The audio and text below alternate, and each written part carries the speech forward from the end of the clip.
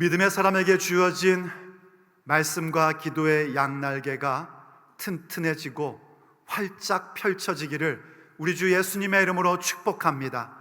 하나님께서 우리에게 주신 약속의 말씀이 확립되며 그분이 우리에게 주신 하나님의 비전이 성취됨이 우리의 삶의 여정 가운데 나타나게 될 것입니다.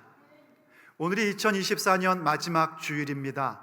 우리는 지난 한 해를 말씀과 기도라는 화두로 시작했습니다. 그때에 우리가 이런 얘기로 시작을 했었습니다. 제가 어릴 때에 보았던 장면인데요, 하루는 길을 걸어가는데 아마 제가 한 10살쯤 되었을 때입니다. 한 공터에 새 한 마리, 비둘기 한 마리가 하늘을 날지 못하고 퍼덕이며 원을 그리고 있었습니다. 가만히 보니 날개 한쪽이 부러진 겁니다. 정상적인 날개 한쪽으로 열심히 졌지만 날아오르지를 못하고 그저 서클만 만들면서 먼지를 일으킬 뿐이었습니다. 그 모습은 어린 저에게 굉장히 충격으로 왔고 머릿속에 각인되어 저의 평생의 하나의 영상으로 자리 잡게 되었습니다. 그리고 나서 어른이 된 후에 하나님의 부르심을 따라 말씀 사역을 위한 목사가 되었을 때에 저는 참 귀한 깨달음을 갖게 되었습니다.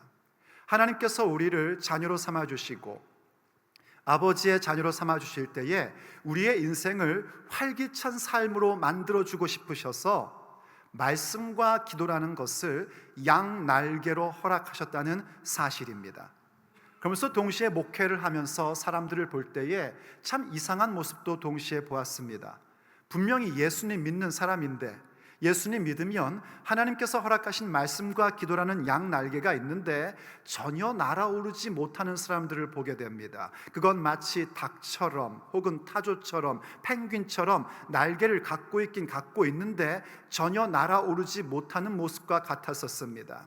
사실은 말씀과 기도에 대해 전혀 관심이 없는 그런 그리스도인들의 모습이었습니다. 좀 더 안타까운 모습은 이랬습니다. 어떤 분들은 분명히 어떤 지적 호기심 때문인지 말씀에 대하여 많이 압니다. 성경도 많이 읽고 성경 공부도 하고 그리고 또 설교도 열심히 듣고 그러는데 기도가 없는 그런 교인들도 보았습니다. 반면에 반대로 기도는 나름대로 열심히 많이 한다고 하는데 말씀이 전혀 없는 그런 교인들도 봤습니다. 이러한 분들은요, 각각 자기들이 굉장히 신앙생활을 잘한다고 믿어 의심치 않습니다. 그러나 마치 날개 한쪽이 부러진 그 비둘기처럼요, 이분들은 뭔가 열심히 하면 할수록 먼지만 일으킬 뿐이었습니다. 그런데 그것보다 더 어이없고 안타까운 모습도 있습니다. 그것은 분명히 이 양날개가 튼튼하고 그래서 평상시에는 정말 멋진 모습으로 하늘을 비상하며 하나님의 비전을 이야기하고 살아가는데 아주 결정적인 순간에는 그 두 양날개를 사용하지 않고 자신의 생각과 방법으로 해결하려 하다가 낭패를 보는 사람들도 보게 됩니다.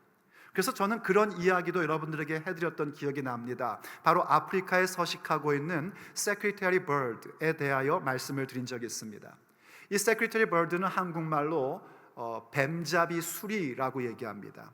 이 새는 다리가 길고 굉장히 위용 있는 모습을 갖고 있습니다. 날개를 쫙 펴면은요 6피트가 넘고 7피트까지에도 이르는 그런 아주 큰 맹금류입니다. 머리에 이렇게 옛날 그 퀼펜이라고 그러죠. 이렇게 깃털 달린 펜이요. 그런 것이 이렇게 탁 꽂혀 있어가지고 영어 이름으로는 Secretary Bird라는 그런 이름을 가진 겁니다. 그래서 이 뱀잡이 수리답게 뱀을 참 잘 잡는 데입니다. 어떻습니까, 여러분? 꼭 우리 같지 않습니까? 예수님 믿고 하나님의 자녀된 권세를 딱 꽂고 있고 그리고 멋진 모습으로 날아오르며 악한 마귀 권세를 다 잡아버리는 그런 우리들 모습 같지 않습니까? 그런데 이 뱀잡이 수리가 그런 멋진 모습을 갖고 있고 하늘도 아주 높이 나를 줄 아는 그런 맹금류인데 참 희한한 것은 뭐냐면 먹이를 먹기 위해서 하루에 평균 20마일을 걸어 다닌답니다. 하루 평균 20마일을 날마다 걸어 다니서인지 자신의 천적이 자기를 공격할 때, 그래서 뭔가 위협을 느끼고 위기를 느낄 때에 자기에게 있는 그 위용 있는 두 날개로 날아오르면 좋겠건만 어떻게 된 모습인지 두 다리로 도망간답니다. 그러다가 그만 낭패를 입게 된답니다. 그렇기 때문에 우리가 기억해야 됩니다. 우리가 비록 말씀과 기도라는 양날개를 가지고 있는 사람일지라도 그걸 가지고 있는 것만으로는 만족할 수 없는 것입니다. 그 양날개를 사용해야 됩니다. 특별히 언제예요? 내 삶에 위기가 왔다고 생각될 때에, 어떤 위협이 올 때에, 그때에 그저 세상에서 먹고 살던 방법으로 그것을 해결하려고 하면 안 됩니다. 우린 철저하게 하나님의 자녀답게 주신 양날개 말씀과 기도로 날아오르는 자들이 되어야 합니다. 바로 우리는 2024년을 하나님께서 주신 말씀과 기도라는 이 표를 가지고 그렇게 살아온 것입니다. 이제 오늘을 마지막으로 해서 이 표, 이 배너는 내려놓을 겁니다. 그리고 2025년에는 새로운 표로 우리가 나아가게 되겠죠. 하지만 우리가 꼭 알아야 될 것이 있습니다. 말씀과 기도라는 것은 한 해의 표로 끝날 문제가 아니라 우리가 주님 앞에 서는 그날까지, 우리가 믿음의 사람으로 육체의 날들을 사는 동안에는 끊임없이 간직하며 끊임없이 튼튼케 하며 끊임없이 사용해야 할 하나님이 허락하신 양날개인 것입니다. 그러므로 믿음의 여정은 그야말로 말씀과 기도의 여정입니다. 그러므로 과연 말씀과 기도의 여정이라는 것은 우리에게 구체적으로 어떤 삶을 이야기하는 것일까요? 오늘 본문을 통하여 우리가 함께 들으며 우리의 평생에 간직해야 할 주님의 메시지입니다.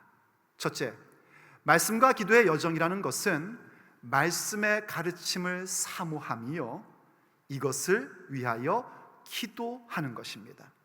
말씀의 가르침을 사모하고 그 깨달음을 열망할 줄 알아야 됩니다.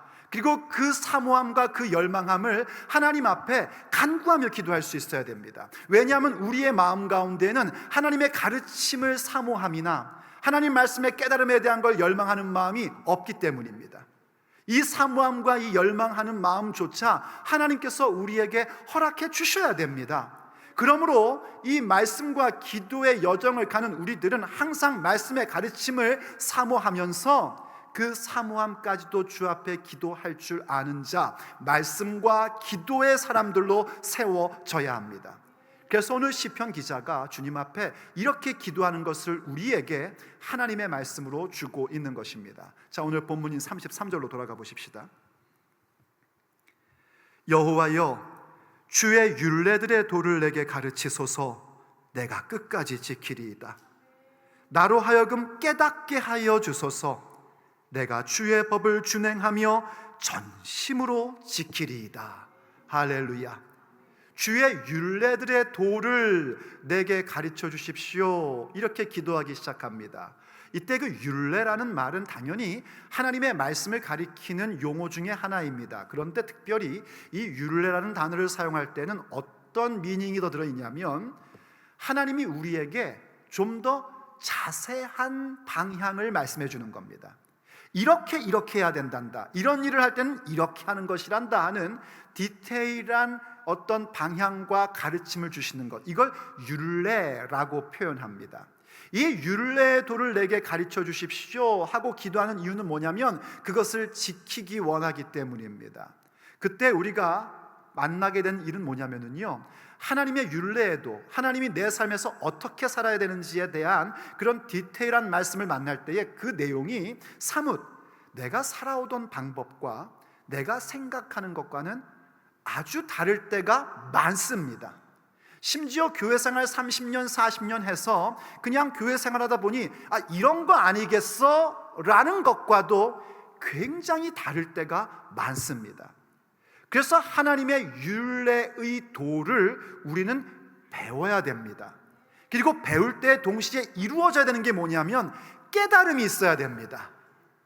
배웠는데 깨달음이 없으면 자꾸 잽니다. 하나님의 생각이 맞을까? 내 생각이 맞을까? 참 어리석은 것인데 그렇게 재개됩니다. 그래서 계속해서 기도한 게 뭐냐면, 깨닫게 하여 주옵소서. 내가 전심으로 주의 도를 지키겠나이다.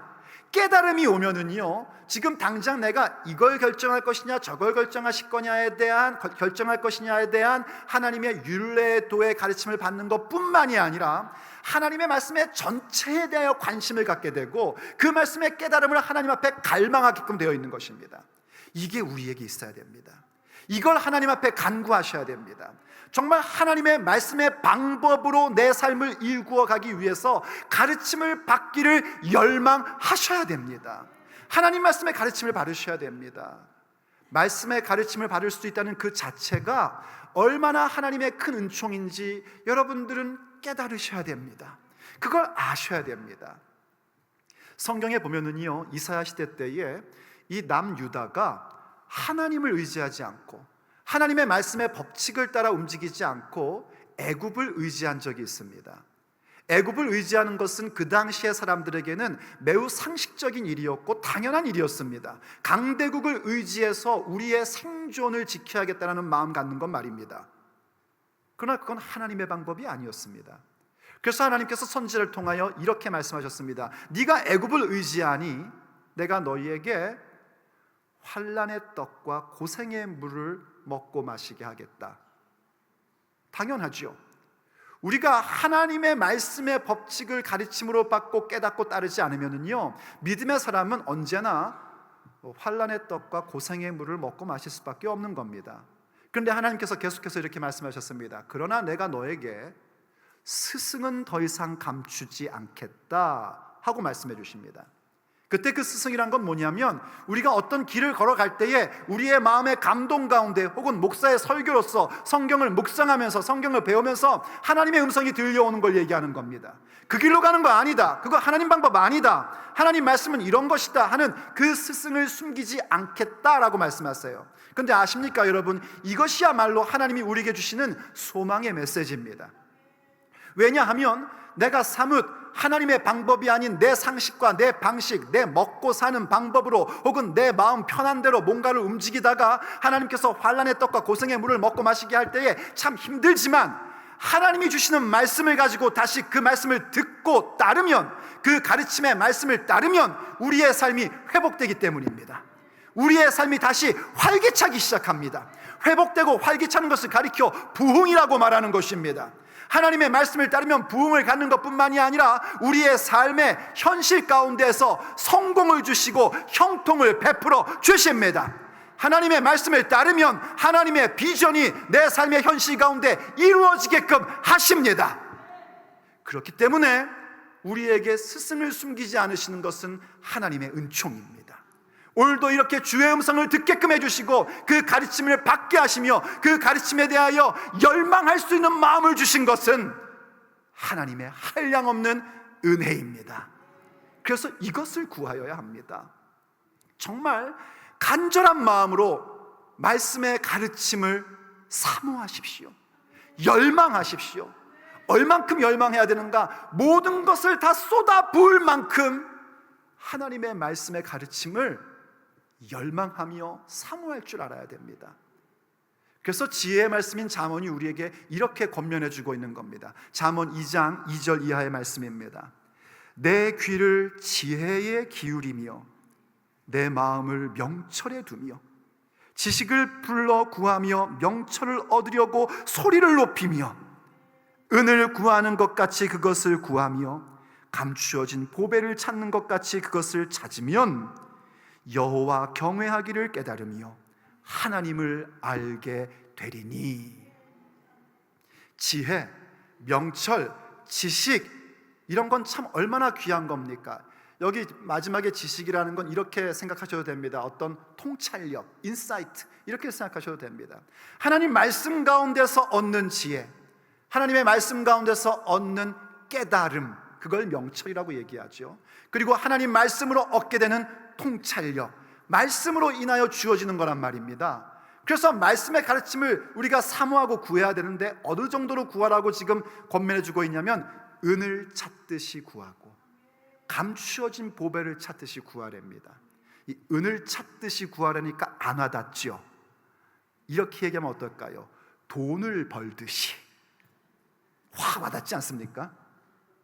얼마나 돈 버는 거 우리가 좋아합니까? 돈 버는 거 중요한 일입니다. 열심히 돈 버셔야죠. 돈 벌기 위해서는 우리는 모든 걸 다 합니다. 아파도 가게를 오픈하고, 쓰러질 것 같아도 가게를 오픈하면서 말하죠. 이건 손님과의 약속이다. 하지만 실제로 들어가면 뭡니까? 돈 벌기 위함인 것입니다. 지금 그런 모습을 비난하는 게 아닙니다. 우리가 열심히 일해야죠. 열심히 돈 벌어야죠. 그런데 그 돈을 벌고자 하는 나의 열심과 나의 열정을 볼 때마다 한번 생각해 보자 말입니다. 나 그만큼 하나님의 말씀의 가르침을 사모하는가? 나 그렇게 돈을 구하듯이 하나님의 지혜와 명철과 지식을, 하나님이 주시는 깨달음과 그 통찰력을 나는 사모하며 구하고 있는가? 생각해 보자 말입니다.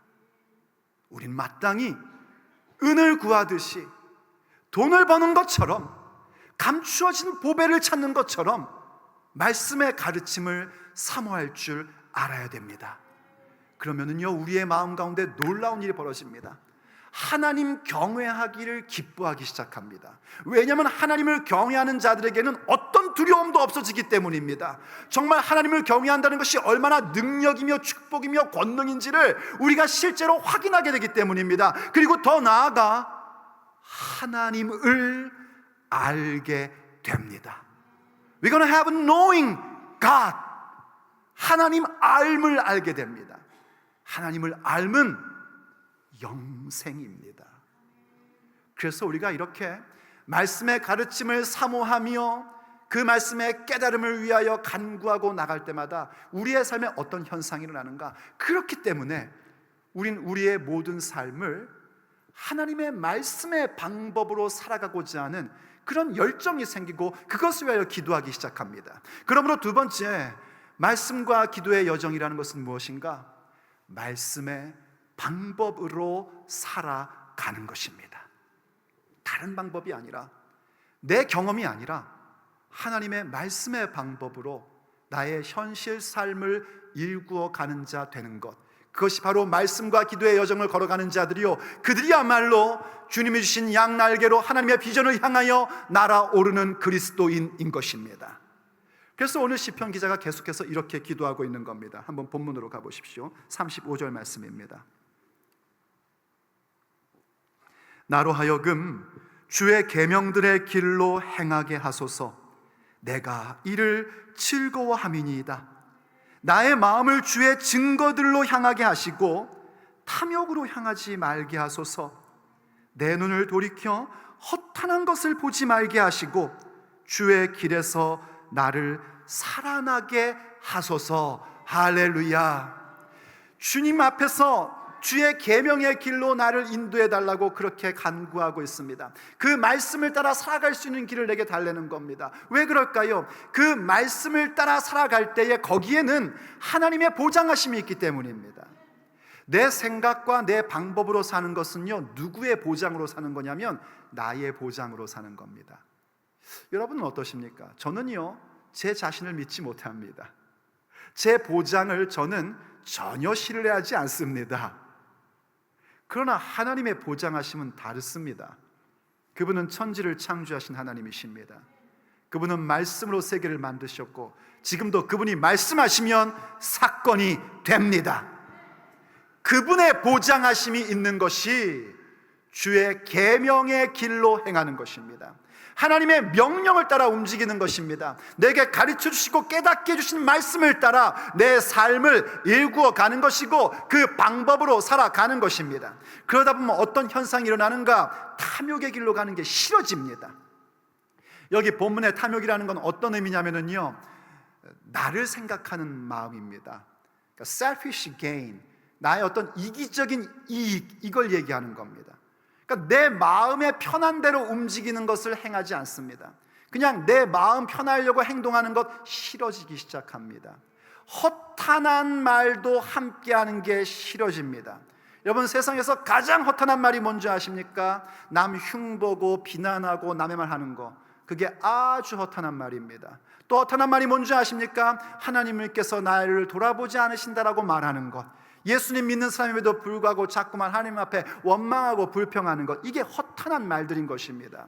우린 그러한 허탄한 말조차, 그 쓸모없는 말들을 듣는 것조차 싫어하는 자가 됩니다.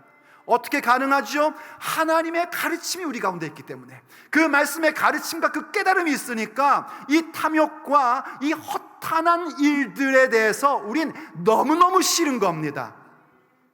그런데 안타깝게도 우린 너무너무 싫은데 자꾸 그걸 합니다. 내 마음 편하려고 행동하고, 그리고 또 그냥 남 얘기 하다가 재밌어가지고 자꾸 하게 되고. 그런데 어떤 현상이 벌어지냐면요, 전에는 아무렇지 않게 그런 일들을 하던 자가 말씀의 가르침을 따라 살아가고 사모하며 하나님 말씀의 깨달음을 가지고 살다 보니, 그 말씀을 따라 살기를 열망하다 보니 그 모습이 너무 싫은 겁니다. 내가 그렇게 탐욕으로 살아가는 것, 내가 그렇게 쓸데없는 말이나 함께하고 있는 것이 정말 싫고, 그런 나의 모습에 짜증이 나는 겁니다. 그래서 어떻게 하죠? 우린 주님 앞에 돌아오는 겁니다. 주님 도와주십시오. 나 그런 인생 살고 싶지 않습니다. 내가 오히려 주님의 말씀을 향하여 나아가는 자가 되기를 원합니다. 나의 입술에서 하나님의 말씀만이 선포되기를 원합니다. 진리만이 선언되기를 간절히 원합니다. 그렇게 주님 앞에 기도하며 나가는 것입니다.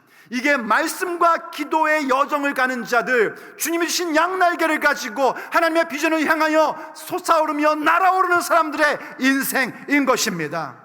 여러분, 그 모습이 우리에게 있어야 됩니다. 생각해 보십시오. 내가 만약 그저 예배당 나오는 것만 있을 뿐이지 세상 사람들과 전혀 다른 것이 없다면 과연 우리가 믿음의 사람입니까? 내가 예배당만 나올 뿐이지 생각하는 거며 말하는 거며 무언가 선택하고 판단하는 모든 기준이 세상적인 방법이라면 과연 우리가 하나님이 주신 양날개를 가지고 더 높이 날아오르는 사람들이 되겠습니까? 믿는다는 건 무엇이냐면요, 세상의 방식을 버리는 것입니다. 그리고 오히려 우리의 마음을 새롭게 하여 변화를 받아서 하나님의 선하시고 온전하시고 기뻐하시는 뜻이 무엇인지를 생각하고 그것을 선택하며 가는 것입니다. 그래서 우리가 잘 아는 로마서 12장 2절이 우리에게 이렇게 가르침을 주고 있는 것입니다. 우리 같이 한번 읽어보십시다.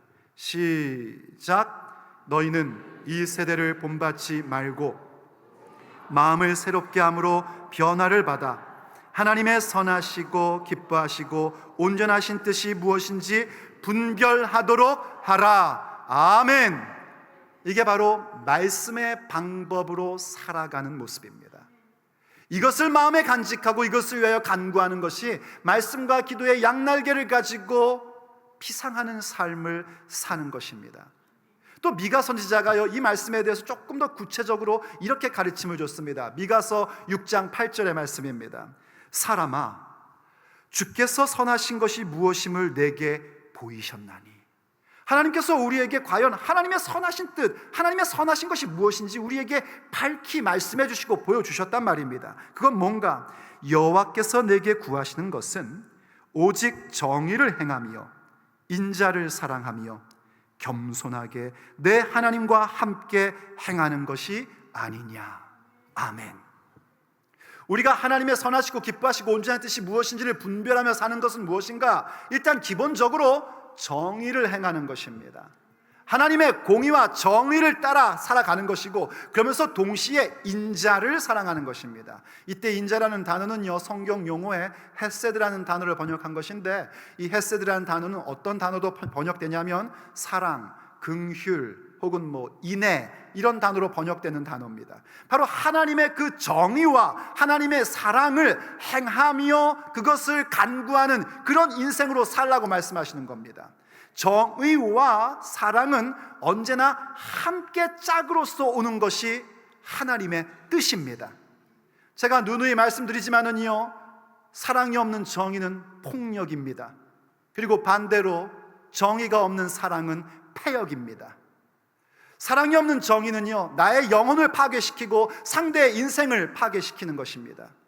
그러나 동시에 정의가 없는 사랑은 그 상대로 하여금 사람이 마땅히 행해야 할 도리에서 어긋나게 만들어버리는 폐역으로 가게끔 만드는 것입니다. 그래서 언제나 하나님의 정의는 사랑과 함께 오게 되어 있고요, 하나님의 사랑은 정의와 함께 동반되게끔 되어 있는 것입니다. 그런데 한번 생각해 보십시오. 우리 같은 사람이, 우리 같은 모토, 이렇게 유한한 존재가 어떻게 하나님의 사랑과 하나님의 공의를, 그 정의와 인애를 동시에 가지며 살 수 있겠습니까? 우리로서는 불가능합니다. 그렇기 때문에 미가서가 우리에게 얘기해 준 겁니다. 정의를 행하며 인자를 사랑하며 겸손히 내 하나님과 함께 행할 것이 아니냐. 그래서 우리는 주님 앞에 겸손히 행하는 것입니다. 겸손히 하나님과 동행하기를 원하는 겁니다. 그게 뭐냐면 바로 말씀의 방법으로 살아가는 것입니다. 그것이 바로 우리가 양날개를 가지고 하나님이 주신 비전을 향하여, 하나님이 우리의 마음 가운데 심겨주신 거룩한 소원을 향하여 높이 날아오르는 그리스도인의 모습입니다. 그럴 때 우리의 삶에 기적이 일어납니다. 우리의 삶에 하나님이 보여주셨던 비전이 성취되기 시작합니다. 우리의 삶의 현장 가운데에 하나님께서 심어 넣어주신 그분의 소원이 내 삶의 현실 가운데 이루어지는 것을 보게 됩니다. 그러므로 세 번째, 말씀과 기도의 여정이라는 것은 무엇인가? 바로 말씀의 보장으로 세워짐을 얻게 되는 것입니다. 말씀의 보장으로 세워지는 것이요, 그리고 그것을 위하여 간구하며 나가는 것이 바로 말씀과 기도의 여정인 것입니다. 생각해 보십시오, 여러분. 우리가 전에는 알지 못했던 하나님의 말씀을 듣게 되었습니다. 가르침을 받습니다. 그 가르침을 받는 가운데 깨닫게 됩니다. 가르침을 받고 깨닫게 되다 보니 이 말씀이 얼마나 귀한 것인지를 알게 되어서요, 사모하고 열망하게 됩니다. 사모하고 열망하다 보니 너무나 당연하게 말씀의 방법으로 나의 삶의 하루하루를 일구어 갑니다. 그럼 무슨 일이 벌어지겠습니까? 너무나 당연하게 하나님의 사건이, 하나님의 일하심이 나의 삶 가운데 성취되기 시작하는 것입니다. 그게 바로 말씀의 보장으로 세워지는 인생입니다. 그래서 오늘 시편 기자가 계속해서 이렇게 기도하는 것을 우리에게 가르쳐주고 있습니다. 38절 말씀입니다. 주를 경외하게 하는 주의 말씀을 주의 종에게 세우소서. 내가 두려워하는 비방을 내게서 떠나게 하소서. 주의 규례들은 선함이니이다. 내가 주의 법도들을 사모하여 싸우니 주의 의로 나를 살아나게 하소서. 이렇게 얘기합니다. 한번 38절 다시 한번 보여주세요. 주를 경외하게 하는 주의 말씀을 주의 종에게 세우소서라고 기도하는 것을 여러분 딱 잡으십시오.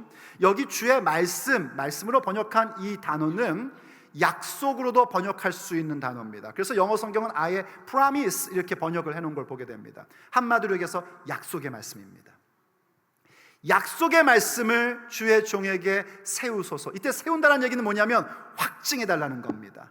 확실하게 만들어달라는 거예요. confirm 해달라는 겁니다. 내게 주신 약속의 말씀을 확증해 나타내 보여주십시오. 이렇게 기도하는 거예요. 그런데 그때 핵심이 뭐냐면 주의 종에게입니다.